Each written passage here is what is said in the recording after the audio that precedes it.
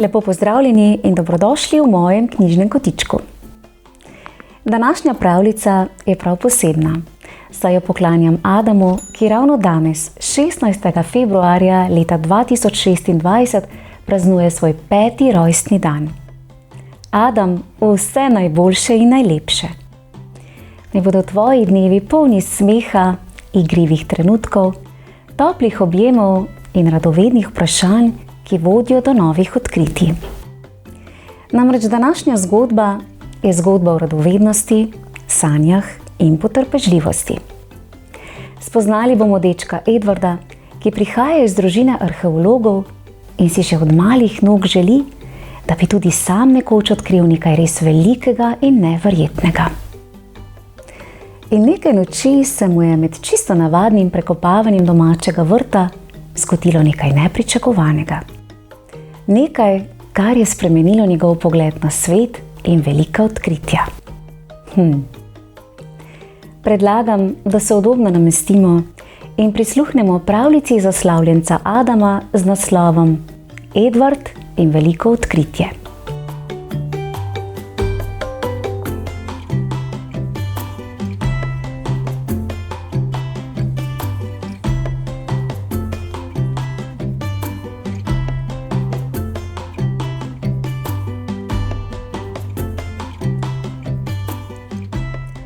Edvardova mama je arheologinja. Edvardov oče je arheolog.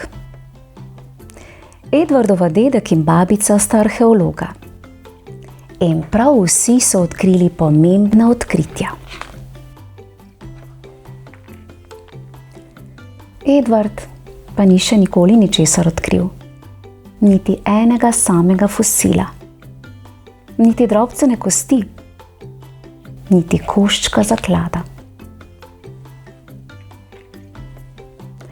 Neke noči, ko je dež zemljo spreminjal v blato, pa se je Edvard spotaknil ob jajce. Le kaj bi lahko bilo v njem, se je spraševal. Dinozaver? Zmaj? Poln pričakovanja je jajce zakotalil v hišo. Imel ga je na toplem. Očistil ga je. Skupaj z njim bral in ga imel rad. Potem pa se je nekega dne izvalilo. V njem ni bil dinozaver ali zmaj. Bila je ptica. Ptica, ki mu je povsod sledila. Ptica, ki mu je pomagala. Ptica, ki ga je imela rada. Kmalu je Edvard ugotovil, da je s ptico nekaj narobe. Ni mogla leteti. Njegovo edino odkritje je bilo pokvarjeno. Zato je bil Edvard razočaran in slabe volje. Da bi se razvedril, je odšel na svoje najljubše mesto, prirodoslovni muzej. Vendar pa ga niti velikanska skeleta kita in ogromnega dinozavra nista spravila v dobro voljo. Potem pa se je znašel v sobi, v kateri doslej še nikoli ni bil. V sobi polni ptic. Hotel je izvedeti več. Edvard je hotel izvedeti, zakaj njegova ptica ne more leteti. Potem pa je na najvišji knjižni polici zagledal knjigo. Previdno je splezal po lestvi, da bi jo dosegel. A ravno, ko je dosegel knjigo, je padel varno na hrbet ptice.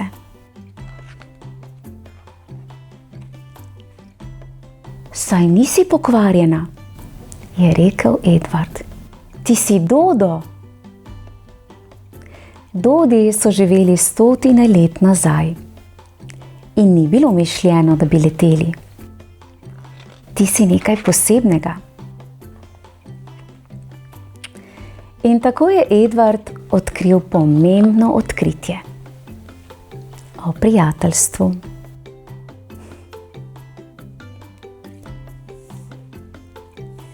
Kako navdihujoča zgodba. Edvard je spoznal, da nas velika odkritja včasih poiščejo ravno takrat, ko jih najmanj pričakujemo. In da niso vedno takšna, kot si jih najprej predstavljamo. Vztrajnost, skrb in odprto srce so Edvarda pripeljali do nečesa res posebnega. Adam, naj te ta pravljica prijazno opomni, da so radovednost, potrpežljivost in pogum pomembni sopotniki tudi na poti do tvojih lastnih odkritij. Morda boš nekoč tudi ti odkril nekaj neverjetnega. Morda v svetu, morda v naravi ali pa kar v sebi. V mojem knjižnem kotičku pa lahko prisluhnete še pravljici z naslovom Skriti talent lisjaka Lora. Prijazno vabljeni k poslušanju. Pravličen pozdravček slavljencu Adamu, ter pa seveda vsem ostalim poslušalcem pravličnega sveta v mojem knjižnem kotičku. Čau, čau! Bravo, Edvard. To je bilo pa res veliko odkritje.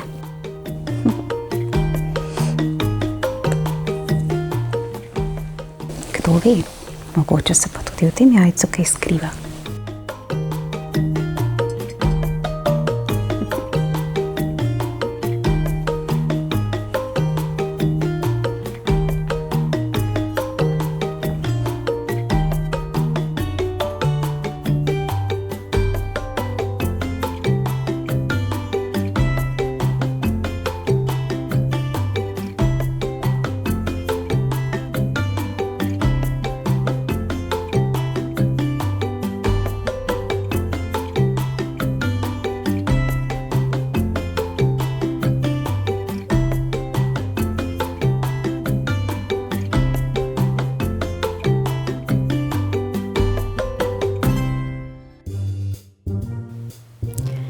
Pozdravljeni, dragi otroci, dobrodošli v mojem knjižnem kotičku.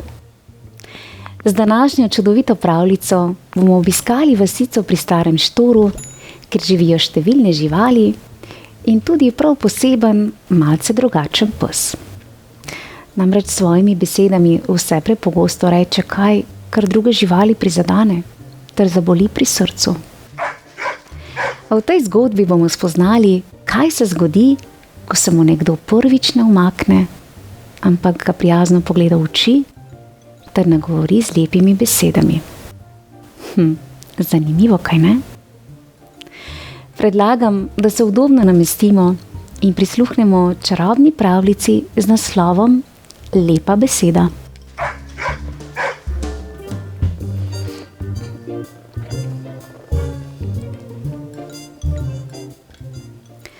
Nekoč, že dolgo tega, so v prelepi vasici pri Starem Štoru živele prijazne ter delovne živali. Srne so skrbele za cvetlične vrtove, zajčki so pekli dišeče korenčkove kolačke, medvedki so varovali gozdne poti in zbirali med za prav vse vaščane.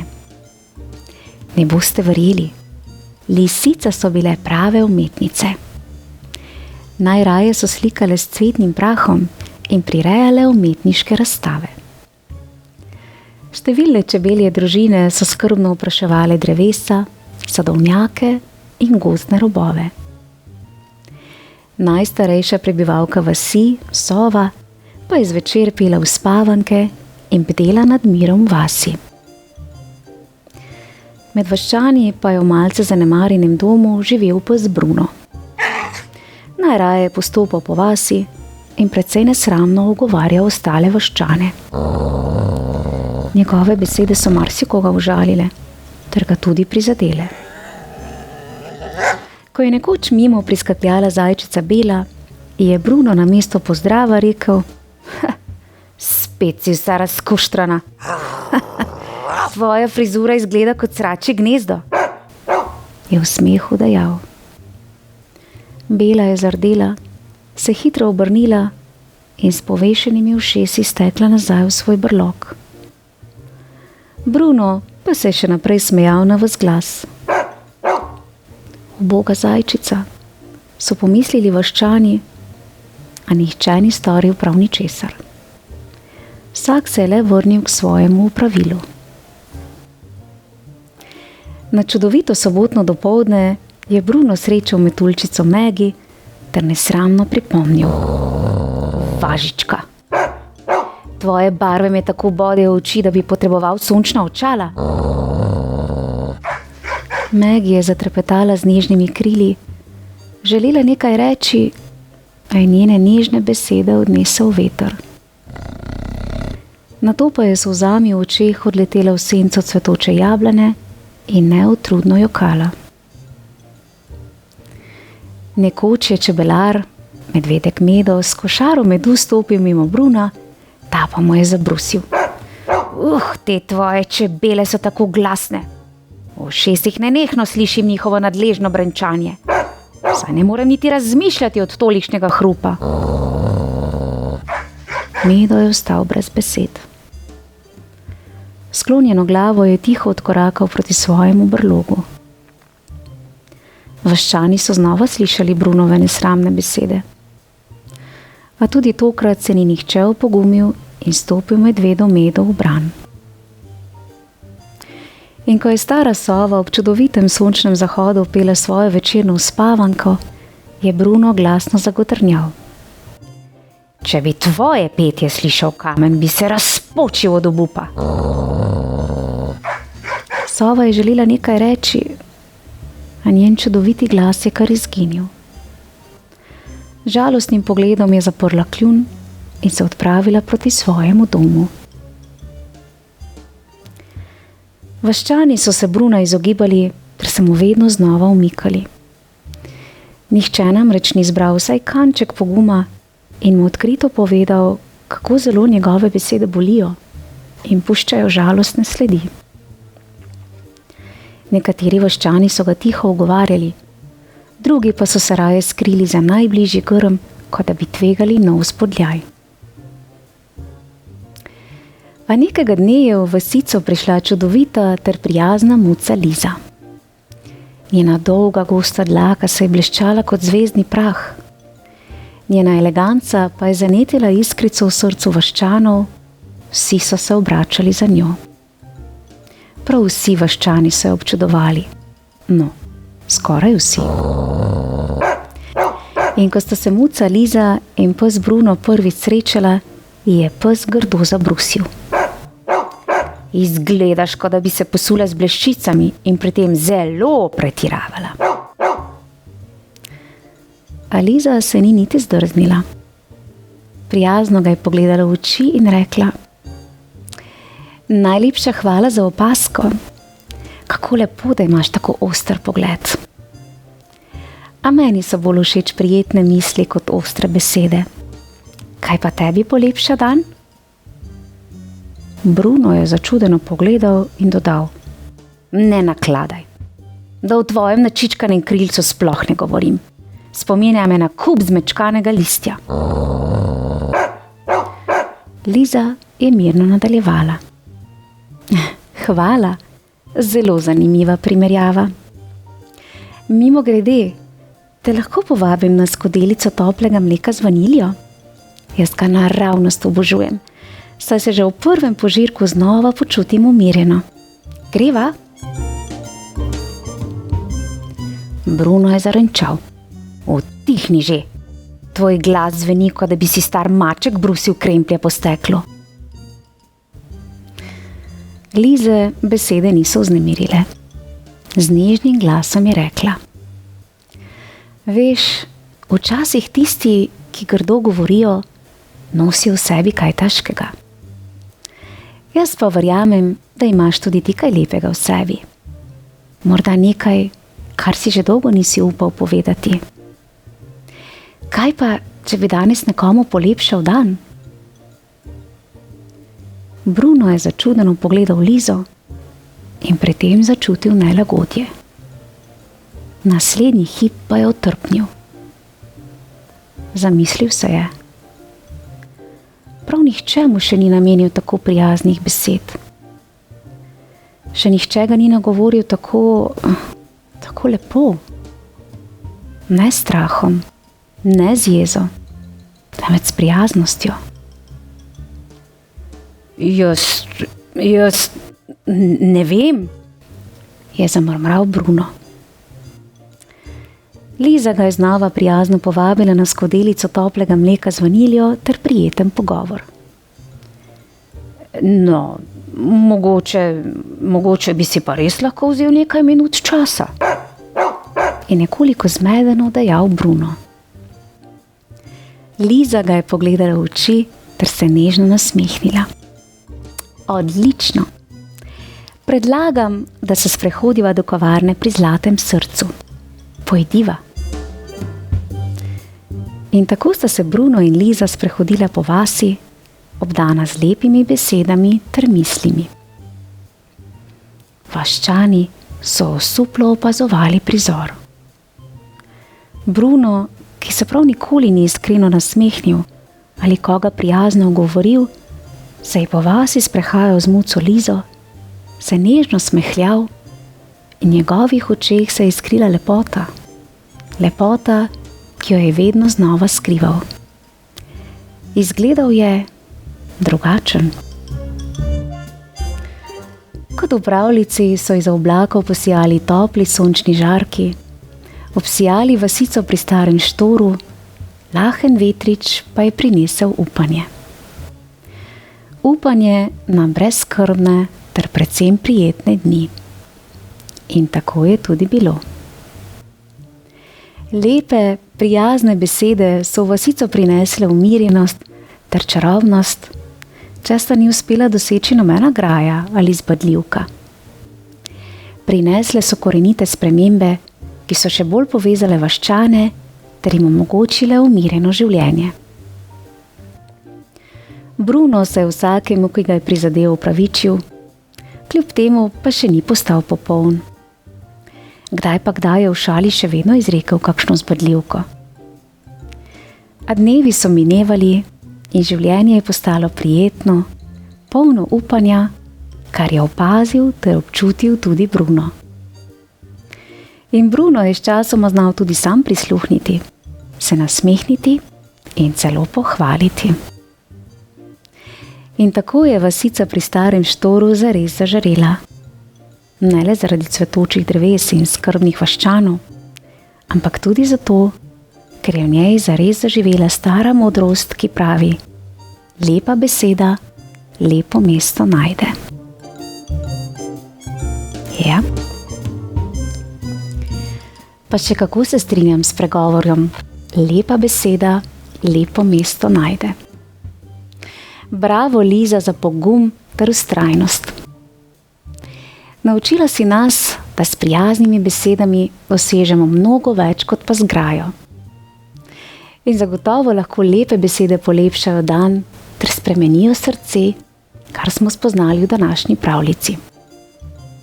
Otroci, v mojem knjižnem kotičku pa lahko prisluhnete še eni čudoviti pravljici z naslovom Pokloni, prijaznost in žarek luči. Vabljeni k poslušanju. Lepo se imejte in ne pozabite na lepe ter prijazne besede. Pravličen pozdravček prav vsem. Čau, čau. Bravo, Liza. Super pravljica.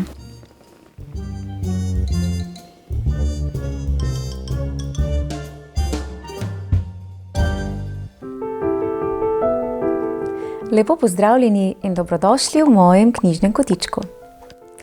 Današnja pravljica je posvečena deklici Steli, ki ob večerih zelo rada prisluhne pravljičnemu svetu. Najlepša hvala. In ker Stela naravnost obožuje balet in vse, kar diši po plesu, je pred nami čudovita zgodba o gosenici Tiji, ki je imela velike sanje. Namreč želela je postati baletna plesalka. A žal so mnogi dvomili vanjo. da ni dovolj vitka in da nima kril. A srce, ki sanja in verjame vase, zna biti močnejše od vseh dvomov. Predlagam, da se udobno namestimo in prisluhnemo pravljici za stelo, nastali izpod peresa slovenske pisateljice Mojceje Podgoršek z naslovom O gosenici, ki je želela postati plesalka.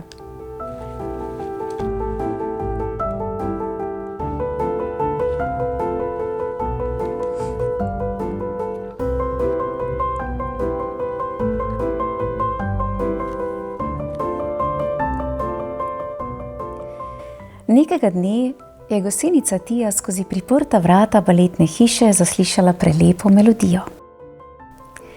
Ko je pokukala v notranjost, je zagledala čudovite metuljčice, ki so v ritmu godal poplesavale na odru. Joj, kako so lepe, je vzkliknila. S svilenimi krili, odetimi v čudovite pisane barve, ustvarjajo pravi baletni kalejdoskop, je pomislila. Še sama je začela poplesovati in ne da bi videla, kdaj priplesala prav do odra. Ojoj, so bile zaprepadene metuljčice, ko so jo zagledale. Kdo pa si ti? Tija, je ponosno rekla gosenica Tija in narahlo upognila svoje ne preveč vitko telo. Godala so v pogledu nanjo osuplo utihnila. Kaj pa delaš tukaj? Jo je vprašala Violina. Rada bi postala baletna plesalka. Ampak ti vendar ne moreš postati baletna plesalka, je rekla Violina. Metuljčica z roza krili pa je dodala. Kaj ne vidiš, da za to potrebuješ krila, ki te dvignejo s tal? Je zavzdihnila gosenica Tija. Torej se vam ne morem pridružiti. Seveda ne, so v zboru odgovorile metuljčice, godala pa so v znak odobravanja glasno zagodla. Gosenica Tija se je s sklonjeno glavo odpravila proti izhodu. Ko bi le imela krila, je žalostno pomislila. Vsa potrta in s pogledom uprtim v tla se je odpravila proti domu. Na poti je morala tudi mimo Murnove krojaške delavnice. Za hip je pokukala v izložbo in naenkrat jo je prešinila čudovita ideja. Hitro je vstopila. Želim, da mi sešiješ krila iz čisto prave svile, je rekla Murnu. Kaj pa boš z njimi? Se je začudil Murn. Gosenice vendar nimate kril. Baletna plesalka bom postala, je bila trdno prepričana gosenica Tija. Murn je samo skomignil z rameni, kajti na balet se res ni spoznal. Potem je gosenico Tijo premeril po dolgem in počez. Natanko čez 14 dni lahko prideš ponje, je nazadnje rekel. Čez 14 dni, je bila razočarana gosenica Tija. Jih ne bi mogel sešiti prej? Nikakor, je bil užaljen Murn. Najprej moram pri sviloprejkah naročiti svilo, potem pa izdelati krila, ki ti bodo dobro služila. Takšno delo je natančno in zamudno. Že prav, se je hitro strinjala gosenica Tija. Murn pa je dodal. Vedi, da so svilena krila zelo dragocena. Zato jih bom prisiljen prodati, če na dan, ko bodo narejena, ne prideš ponje. Seveda bom prišla, mu je obljubila gosenica Tija, ki se je morala sprijazniti, da bo morala na krila še malo počakati. Potem je odšla domov in vsak dan na koledarju označila, koliko dni je še preostalo do trenutka, ko bo dobila krila. Samo še 5 dni, se je razveselila. A že naslednjega dne se je počutila slabo. Tako zelo, da je komaj še prečrtala nov dan na koledarju.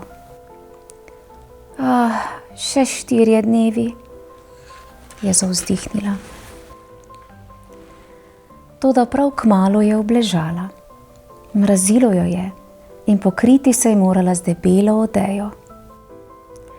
Njeno gibčno telo je postajalo vse bolj negibno.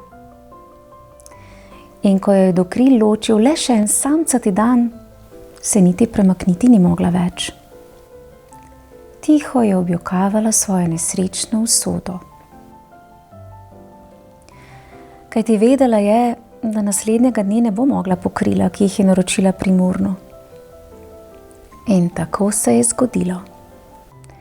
Moran je krila prodal, gosenici Tiji pa so v žalosti minevali dolgi dnevi in še daljše noči.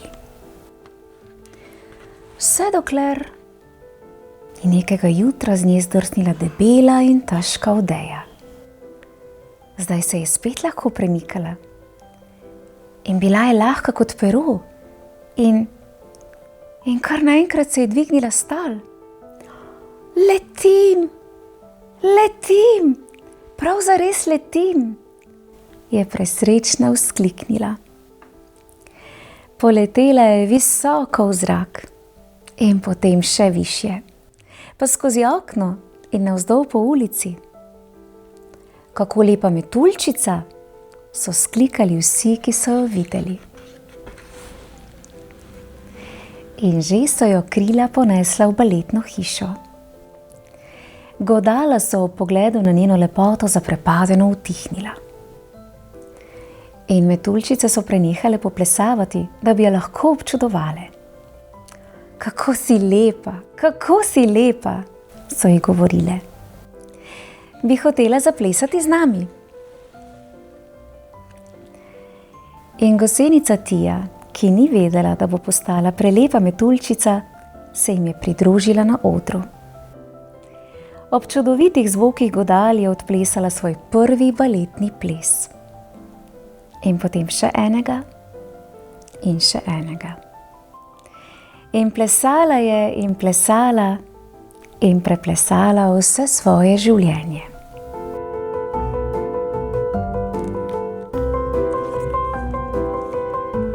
Kako čudovita in nežna zgodba.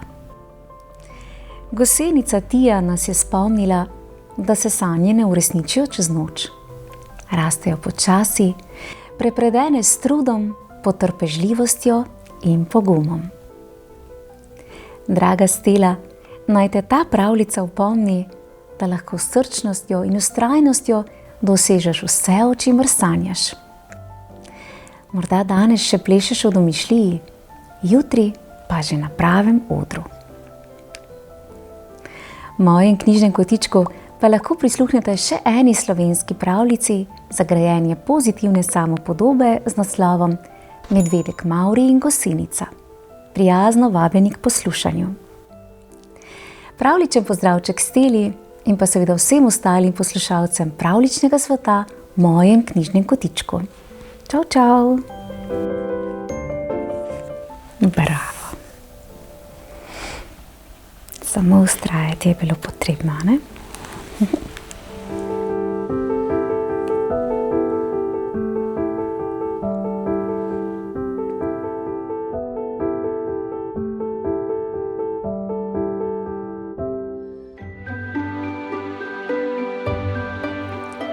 Lepo pozdravljeni in dobrodošli v mojem knjižnem kotičku. Tokrat nas čaka prav posebna pravljica, ki nas bo nežno spomnila, kako pomembno je opazovati svet okoli sebe, predvsem pa poslušati svoje srce. In čeprav je super memo Aleš kratek, je zelo dobrosrčen in ima zelo velike oči za stvari, ki jih drugi včasih spregledajo. Nekega dne je namreč slišal poseben pogovor, ki se ga je še posebej močno dotaknil. Kako se hrana meče stran, kot da nima nobene vrednosti. A ko se je stemnilo in je svet potihnil, se je super memo s svojimi škratki odpravil na prav posebno nočno misijo. Le kako je Super Memo poskrbel za odvrženo hrano. Predlagam, da se udobno namestimo in prisluhnemo čudoviti slovenski pravljici, nastali izpod peresa pisateljice Darinke Kobal z naslovom Super Memo poskrbi za lačne živali.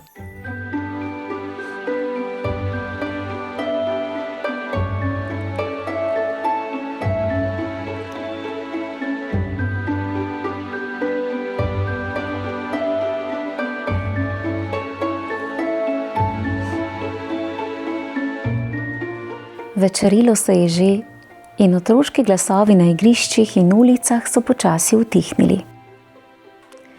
Otroci so odšli v stanovanja, kjer so se umili, povečerjali, si očistili zobe in legli v svojo posteljico.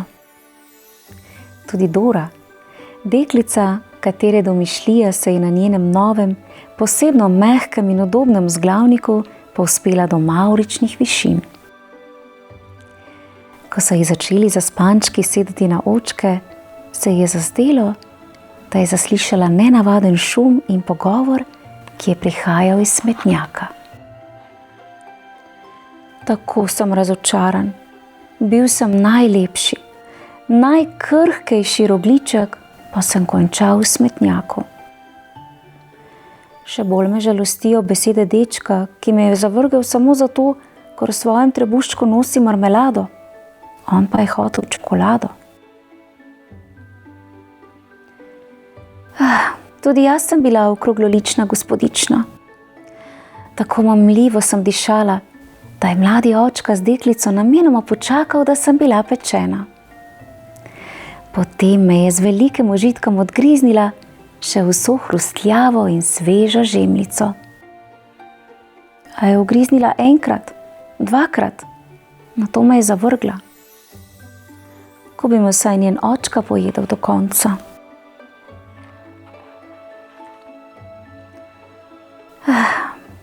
Kaj naj rečem jaz? Je tiho zavzdihnil sendvič. Smetnjak me je vrgel deček le zato, ker imam prekislo kumarico.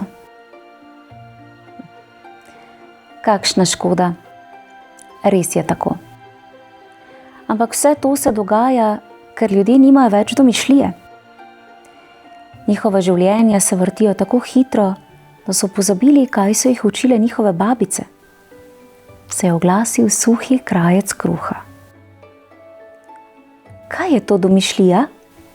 Je hotel vedeti rogljiček. Jaz mislim, da je domišljija ljubezen, se je oglasil debel ogrizek hruške. Ljubezen?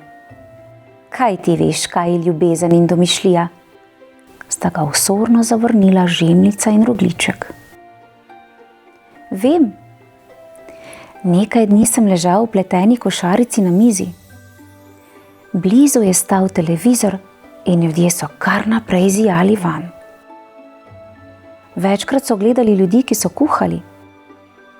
Ta kuha z ljubeznijo in ima bujno domišljijo, je pogosto rekla babica. Zato vem. Vem celo to, da je na svetu mnogo lačnih ljudi.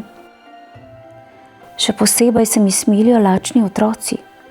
Videl sem jih, je tiho pripovedoval ogrizek.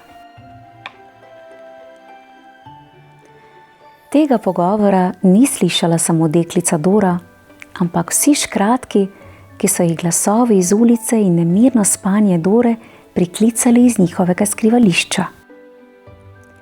Super Memo je stekel ven, skočil na pokrov smetnjaka ter se predstavil. Jaz sem Super Memo, škrat iz dežele Memo, kjer živimo sami dobrosrčni škratje. Pomagam vsem in povsod, kjer nas potrebujejo. Iz žepa je potegnil piščalko, zažvižgal in v hipu je bilo okoli smetnjaka vseh 5 škratkov, ki so kot bi mignil napolnili male vrečke. Nekaj časa so tekli po ulicah, nato so izginili med vejevjem. Ni jih bilo več videti, le slišati je bilo zadovoljne živalske glasove.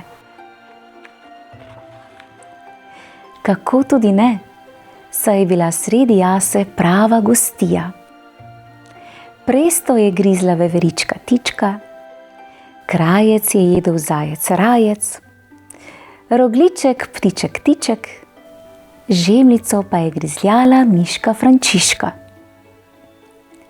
Vse je bilo tako, kot mora biti, in vse živali so bile neskončno hvaležne malim škratom.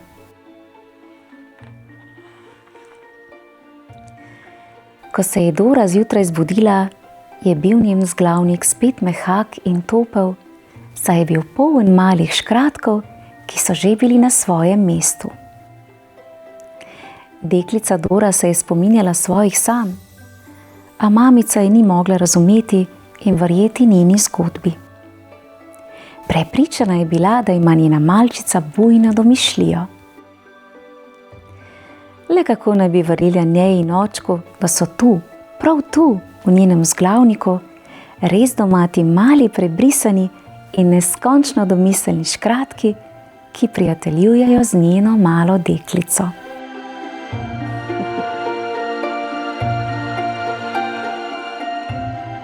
Kako pomembna in srčna zgodba.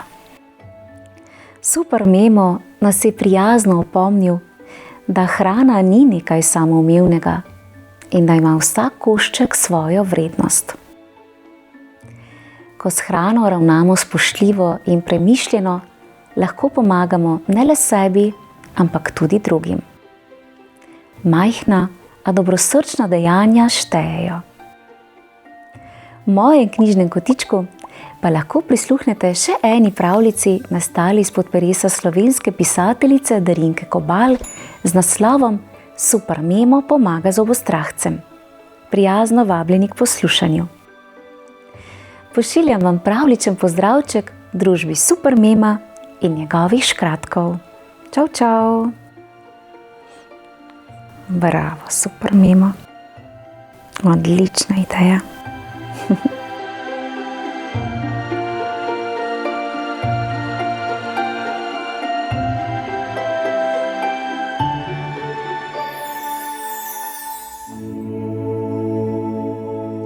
Lepo pozdravljeni in dobrodošli v mojem knjižnem kotičku. Današnja pravljica je prav posebna, saj jo z velikim veseljem poklanjam Juliji, ki skupaj z mamico prav vsak večer prisluhne zgodbam iz našega pravljičnega sveta. Iskrena hvala obema. Draga Julija, naj te današnja zgodba nežno objame, ti nariše nasmeh na obraz ter prižge iskrice v očeh, kadar boš potrebovala malce poguma ter topline. Naj te zgodba spomni, da si res nekaj posebnega in da je v tvojem srcu prostor za vse lepe stvari. V tokratni, nežni in srčni zgodbi bomo namreč spoznali levinjo Kiaro, ki je prav tako spoznala, da je savana dovolj velika za prav vse, ki jo imajo radi. Predlagam, da se udobno namestimo in prisluhnemo pravljici za Julijo z naslovom Kiara, najpogumnejša levinja.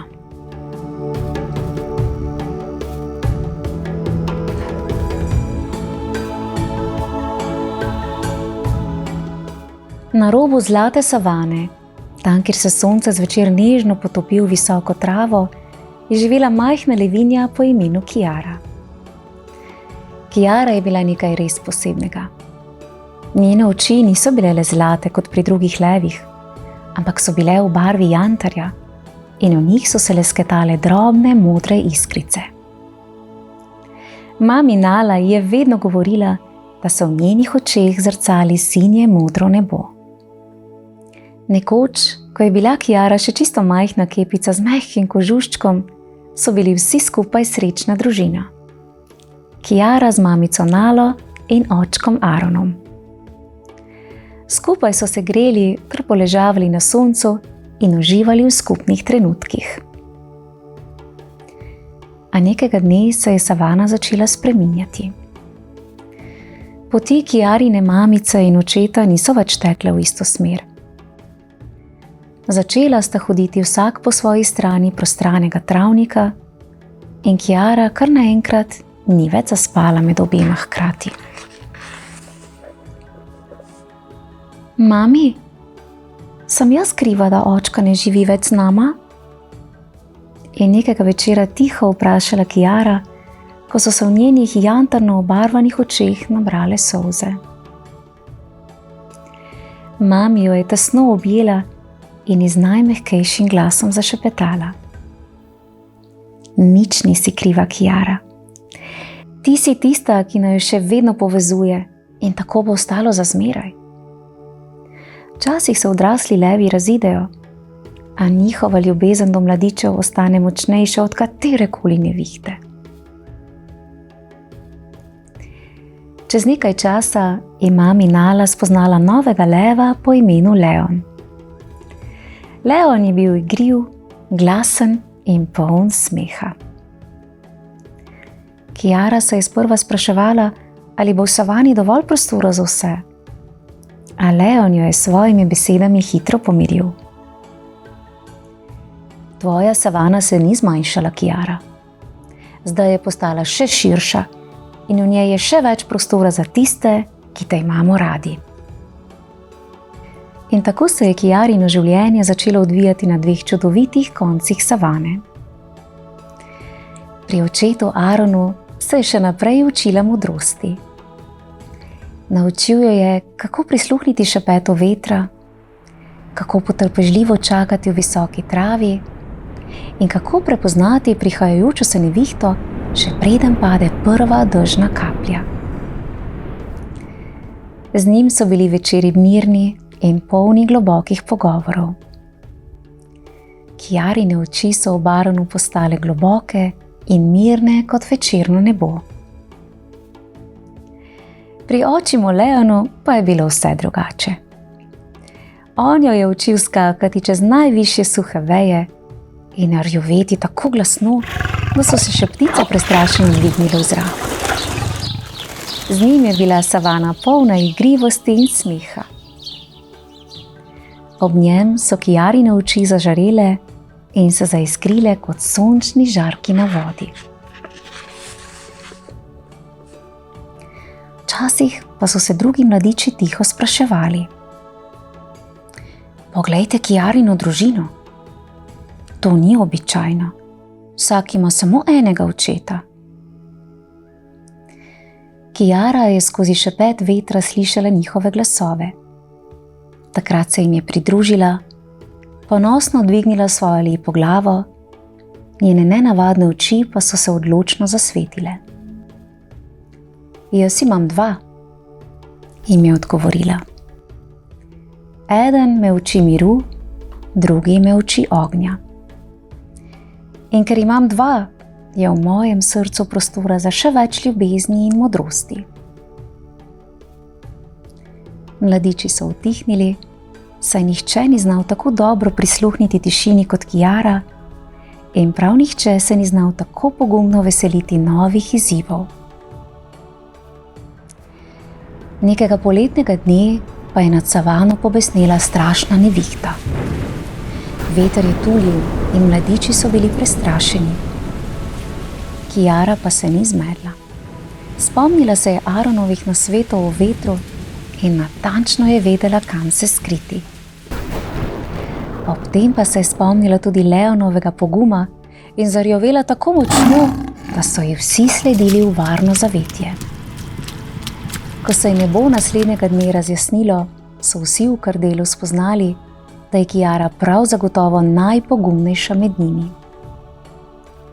A Kiara je skrbno varovala svojo skrivnost. Ni bila pogumna zato, ker bi bila največja, ampak zato, ker je v svojih posebnih očeh znala združiti ljubezen obeh očetov in varnost svoje mami. Tistega večera je Kiara ležala med mami in Leonom, v mislih pa je bil z njo tudi oče Aaron. Mami, je rekla, ko se je stisnila k njej. Savana je res dovolj velika za vse nas. Mami jo je poljubila tik nad njenimi čudovitimi očmi in ponosno rekla. Tako je, moja Kiara. Savane ne deli razdalja. Povezujejo jo ljubezen, ki se zrcali v tvojem pogledu. In če bi takrat kdo zares prisluhnil šelestenju trave, bi slišal, da celo veter šepeta: Kiara, najpogumnejša levinja.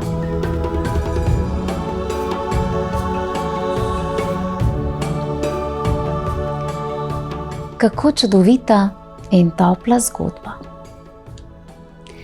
Včasih se poti res razidejo, a ljubezen še vedno ostane. In tako kot Kiara, je tudi Julija deklica z velikim srcem, v katerem je prostor za prav vse, ki jo imajo radi. Draga Julija, naj te ta zgodba spomni, da si nekaj res posebnega in prav zagotovo si najpogumnejša deklica. Tvoja mami, ati, bratec Jakob in Silvo te imajo neizmerno radi. Prav vsi. V mojem knjižnem kotičku pa lahko prisluhnete še Disneyevi pravljici z naslovom Levji kralj. Prijazno vabljeni k poslušanju. Pravličen pozdravček Juliji ter pa seveda vsem ostalim poslušalcem pravličnega sveta v mojem knjižnem kotičku. Čau, čau! Bravo, odlična zgodba.